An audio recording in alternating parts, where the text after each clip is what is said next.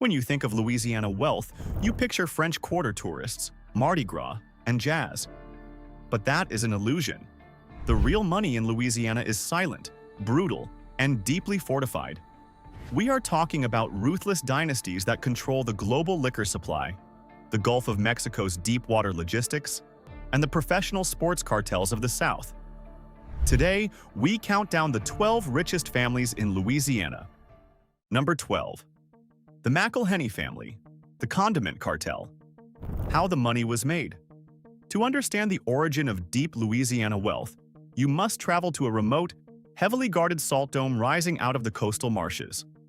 In 1868, Edmund Mhenny created a simple pepper sauce from the crushed seeds of Capsicum frutescens and packaged it in discarded cologne bottles. That crude, makeshift operation evolved into the Tabasco brand. Today, the Mhenny family produces over 700,000 bottles of Tabasco a day, shipping their fiery liquid gold to over 195 countries. They turned a simple agricultural byproduct into a universally recognized staple of the global culinary ecosystem. How it was protected. The family protected their immense wealth through absolute geographical and corporate isolation. Avery Island is a literal, physical fortress. The family owns the land, the incredibly massive subterranean salt mines, and the proprietary seeds. Because they refuse to take the company public, they are completely immune to Wall Street corporate raiders. They control the supply chain from the soil to the shipping docks. The power move. The ultimate power move of the Mhenny dynasty is brand licensing and institutional integration. They didn't just market to consumers. They embedded their product into the military-industrial complex. For decades, tiny bottles of Tabasco were included in millions of United States military meals ready to eat, MRS. Furthermore, they secured the ultimate elite validation by earning a royal warrant from the British royal family, cementing their sauce as a necessity for both infantrymen and kings. What most people misunderstand, the general public looks at Tabasco and sees a simple $3 condiment. They completely misunderstand the economics. The Mhenny family operates a highly fortified, globally scaled intellectual property monopoly. They proved that true wealth is built by taking a single, unchangeable recipe, monopolizing its production on a private island, and extracting a recurring tax on the global palate for over a century. Number 11. The Miller family, the hip-hop industrialists. How the money was made. You cannot discuss Louisiana wealth without recognizing the man who completely disrupted the global entertainment industry from the Calliope projects of New Orleans. Percy Master P. Miller built a terrifyingly efficient, $400 million empire not by singing, but by manufacturing a completely independent supply chain. He founded No Limit Records, initially selling cassette tapes out of the trunk of his car. When the mainstream music executives finally noticed his massive regional sales, they attempted to buy him out. Miller aggressively refused their standard terms. How it was protected. Miller protected his rapidly expanding fortune through a legendary negotiation strategy. When he finally partnered with Priority Records, he secured a distribution deal that was completely unheard of in the 1990s. He retained 100% ownership of his master recordings and kept a staggering 85% of all his sales profits. By controlling the intellectual property and paying only a fractional distribution fee, he completely insulated his wealth from the exploitative practices of traditional record labels. The power move. Master P's ultimate power move was his ruthless, immediate diversification.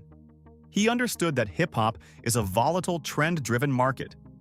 He took his massive liquid capital and aggressively expanded into high-end real estate, professional sports management, telecommunications, and a sprawling consumer packaged goods empire with Uncle P's food products. He didn't just ride a cultural wave, he monetized every single aspect of his consumer base. What most people misunderstand, the public views Master P as just another successful rapper from the golden era of hip-hop. In reality, he is a ruthless, highly sophisticated corporate strategist. He treated his record label like a high-volume manufacturing plant, releasing multiple albums a month with low production costs to maximize sheer volume. He outsmarted Harvard-educated music executives and proved that true power is owning the master key, not just holding the microphone. Number 10. The Riley family. The pantry lords. How the money was made. Long before tech billionaires ruled the world, the Riley family understood that true, dynastic wealth is found in the pantry.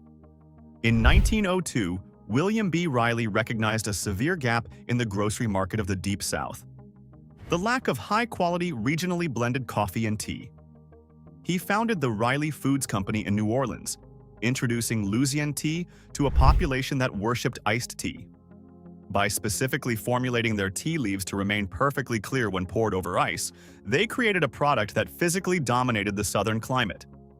How it was protected. The Riley family protected their staggering cash flow by embarking on a quiet, multi-decade acquisition spree. They recognized that relying on a single beverage was too dangerous. They aggressively acquired other iconic regional food brands, swallowing up French market coffee, Blue Plate mayonnaise, and Tiger sauce. By hoarding these culturally beloved brands under a single, privately held corporate umbrella, they established a fortified moat around the Southern consumer's grocery cart. The power move. While massive international conglomerates like Unilever and Nestlé fought brutal, expensive wars over the global beverage market, the Riley family executed a hyper-regional power move. They secured absolute dominance over the localized supply chains, ensuring that their products were stocked on the prime eye-level shelves of every major grocery store in the Southeast. They transformed regional brand loyalty into an impenetrable guaranteed revenue stream. What most people misunderstand. People assume that selling tea bags and mayonnaise is a boring, low-margin business. What they fail to realize is the sheer, terrifying power of habitual consumption. The Riley family does not just sell groceries, they literally own the cultural palate of the South. They engineered a system where millions of families cannot imagine a Sunday dinner without their exact products, turning cultural tradition into an infinite corporate dividend. Number 9. The George family. The media shield. How the money was made. John George built his empire in the incredibly gritty, unglamorous world of wholesale grocery distribution. He took control of Imperial Trading Company, a business originally founded by his grandfather, and transformed it into an absolute logistics leviathan. Imperial Trading provides the crucial physical supply chain for thousands of convenience stores across the United States. They control the unglamorous movement of energy drinks, snacks, and tobacco, quietly generating billions of dollars in annual revenue. How it was protected. The logistics and distribution industry is notoriously brutal, defined by razor-thin margins and massive overhead costs. The George family protected their wealth through absolute scale and technological optimization. By constantly acquiring smaller, weaker distributors and integrating their routes into Imperial's massive digital tracking grid, they created economies of scale that new competitors simply could not match. They became the invisible backbone of the convenience retail sector. The power move. The ultimate power move for a billionaire is transitioning from commercial distribution to geopolitical influence. John George took his massive liquid capital and aggressively purchased the two most important newspapers in Louisiana, The Advocate and the Times-Picayune. He effectively monopolized the print media landscape of the state, securing the ability to directly shape the political narrative, investigate rivals, and protect his broader corporate interests. What most people misunderstand, the general public assumes that purchasing a legacy newspaper in the modern digital era is a terrible financial investment. They completely misunderstand the strategy. You do not buy a newspaper in the 21st century to make a profit from advertising revenue. You buy it to purchase political armor. The George family utilized their grocery billions to buy the megaphone of the state, proving that true wealth ultimately seeks to control the flow of information. Number 8. The Stuller family. The invisible diamond. How the money was made. In 1970, a young entrepreneur named Matt Stuller began his career operating out of the trunk of his Nissan, driving across the American South to sell basic ring mountings and jewelry findings to independent mom-and-pop jewelers. From that incredibly humble trunk-based operation, he built Stuller Inc., an absolute titan of the global jewelry supply chain. Today, they operate a massive, highly secured manufacturing facility in Lafayette, Louisiana, serving as the primary supplier for tens of thousands of jewelers worldwide. How it was protected. The jewelry industry is highly volatile, tied directly to the fluctuating global prices of gold and diamonds. Stoller protected his empire by violently rejecting the consumer retail market. He does not sell finished jewelry to the public. Instead, he sells the raw materials, the tools, and the unfinished mountings directly to the jewelers. He built a B2B monopoly, completely insulating his family from changing consumer fashion trends. The power move. Stoller's ultimate masterpiece of industrial engineering was conquering time itself. He pioneered the concept of next-day delivery for customized jewelry components. This completely revolutionized the industry, allowing independent jewelers to carry zero inventory, relying entirely on Stoller's massive vault to fulfill their orders overnight. The volume became so astronomically massive that FedEx literally built a dedicated shipping hub immediately adjacent to Stoller's headquarters just to handle the flow of their precious metals. What most people misunderstand: the public thinks the real money in jewelry belongs to the flashy designers and luxury brands on Fifth Avenue. Matt Stoller proves that is a complete illusion. He owns the invisible, infrastructural backbone of the entire American jewelry trade. He does not need a famous brand name. He simply collects a massive, guaranteed profit every single time an independent jeweler creates a custom engagement ring. Number 7. The Hornbeck family. The Deepwater Landlords. How the money was made. The oil industry in the Gulf of Mexico generates hundreds of billions of dollars. But the true dynastic wealth is often captured by the families who operate the logistical toll booths. Todd Hornbeck founded Hornbeck Offshore Services, building a terrifyingly massive fleet of technologically advanced, new-generation offshore supply vessels.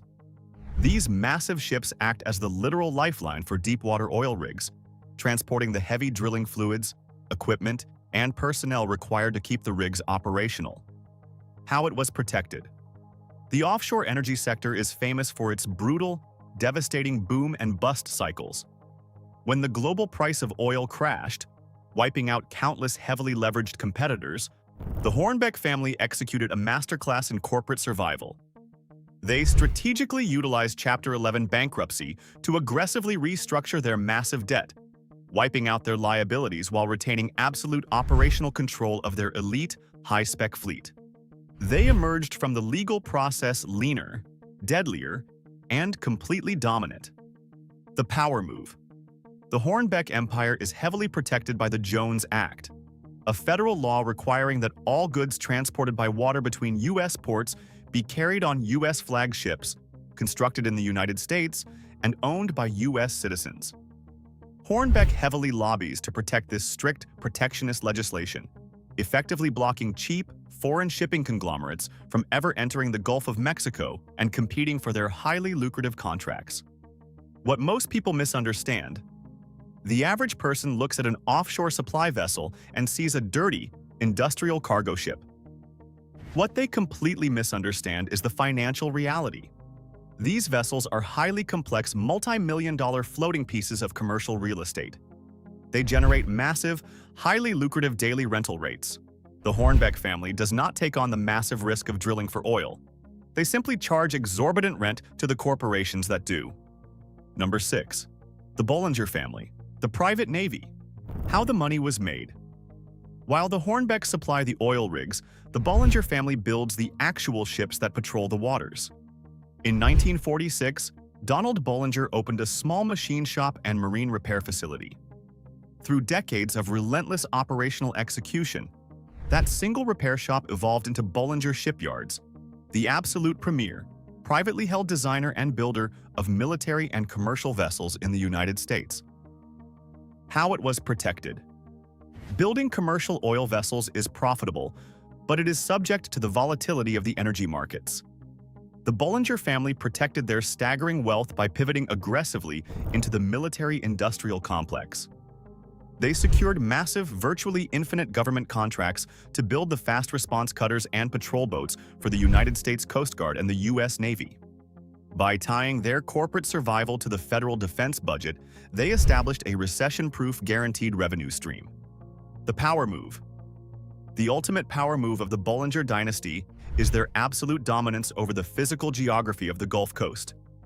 They do not just operate a single shipyard. They aggressively acquired and consolidated multiple massive shipbuilding facilities across Louisiana.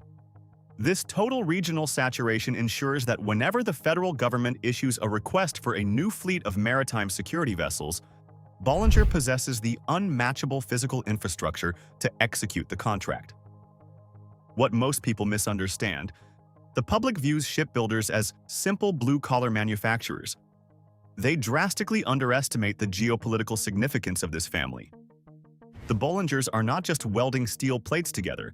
They are literally constructing the physical maritime security apparatus of the United States. They hold top-secret clearances and operate as a deeply entrenched, highly fortified extension of the American defense grid, translating national security directly into dynastic wealth. Number 5. The Oxner family. The biological monopoly.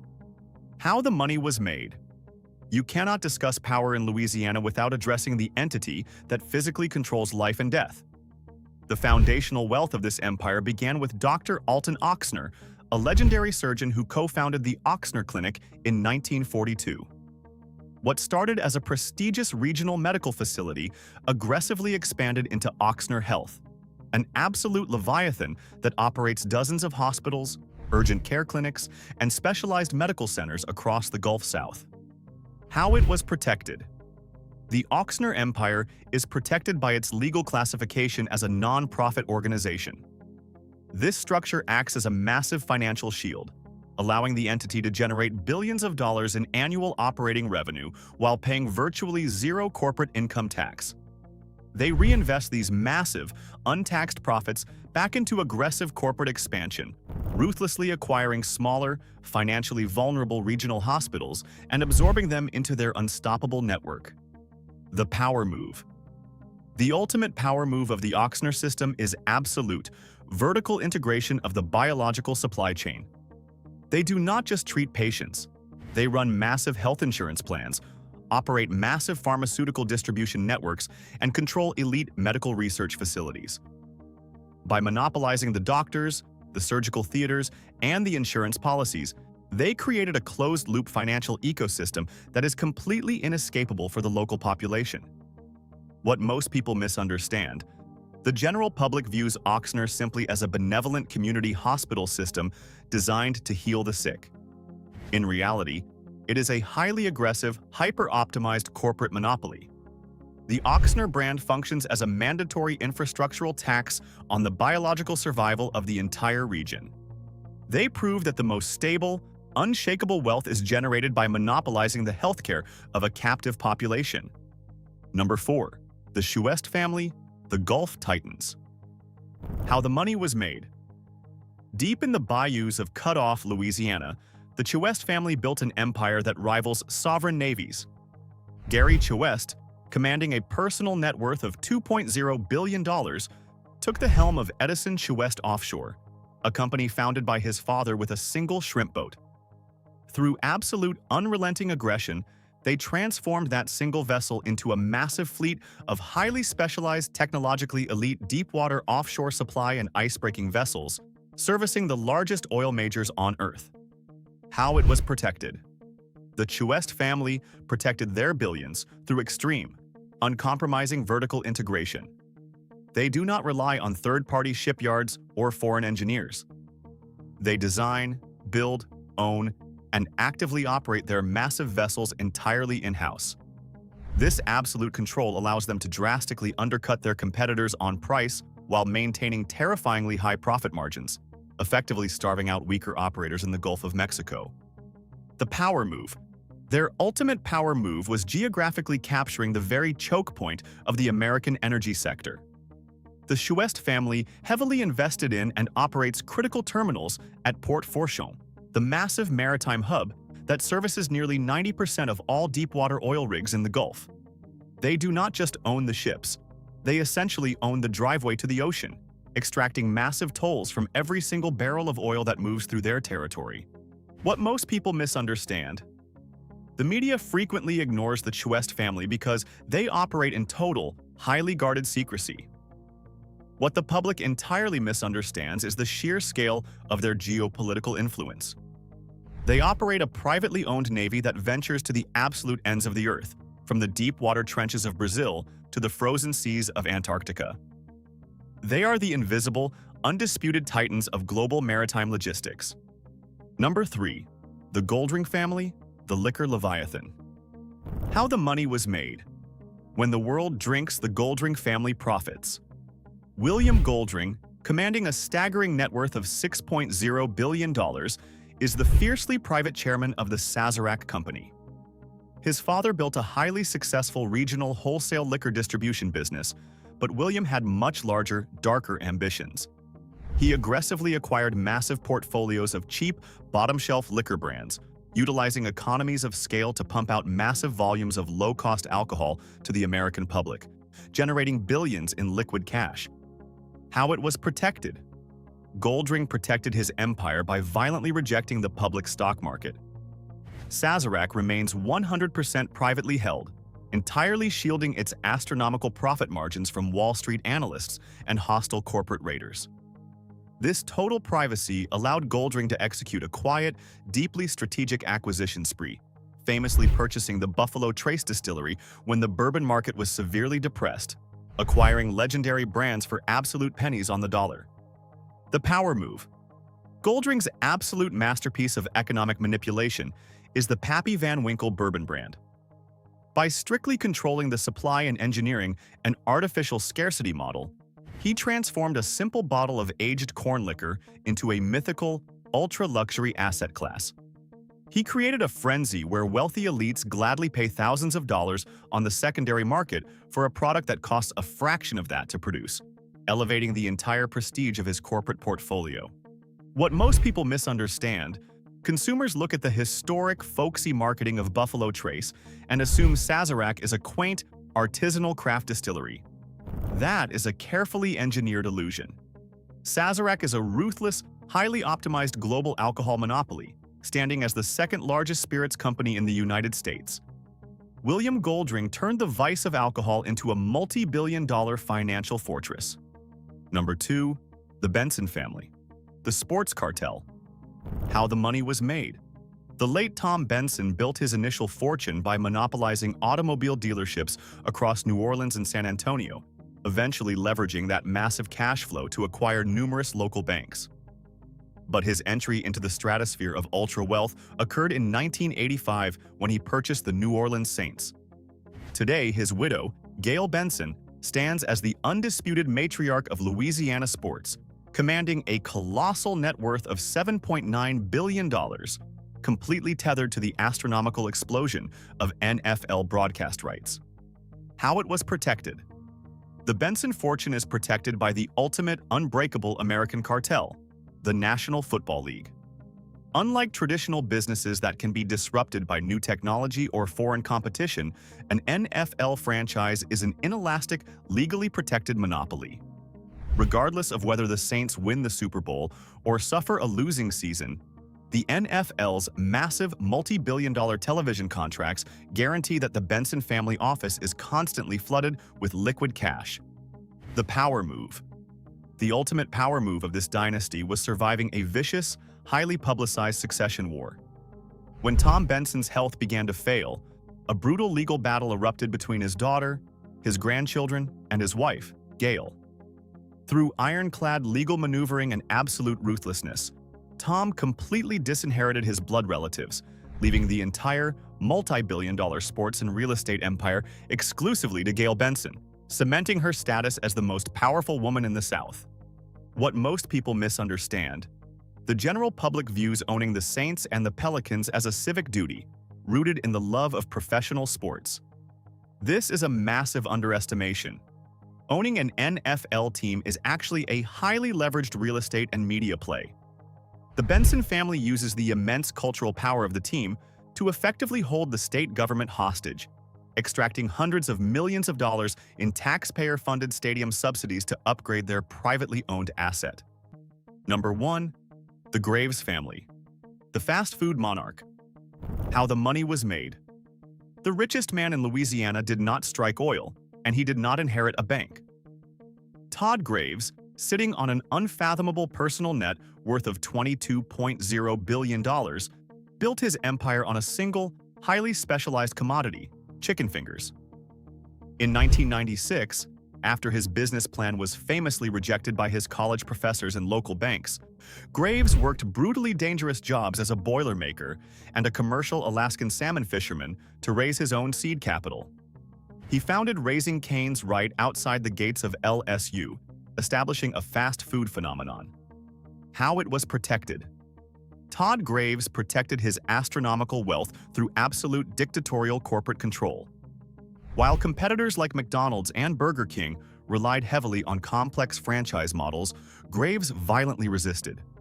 Raising Cane's owns and operates the vast majority of its massive global network of restaurants. By refusing to widely franchise, Graves kept 100% of the insane profit margins securely locked inside his own family office. The power move.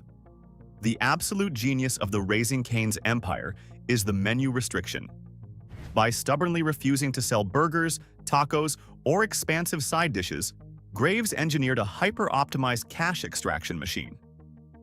The limited menu completely eliminates supply chain waste, drastically reduces employee training time, and maximizes the sheer speed of the drive-thru.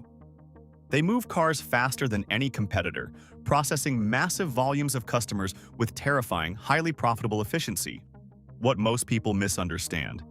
The public looks at Todd Graves and sees a friendly, smiling entrepreneur who loves his yellow Labrador retriever.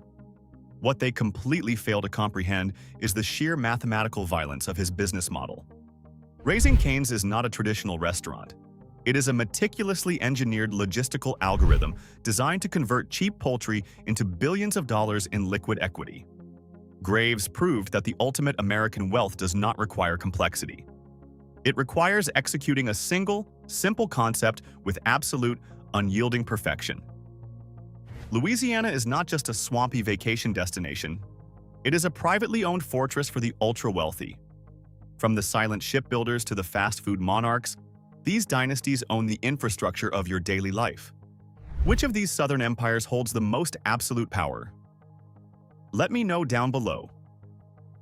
If you want to understand who really runs the world, like and subscribe to Global Status.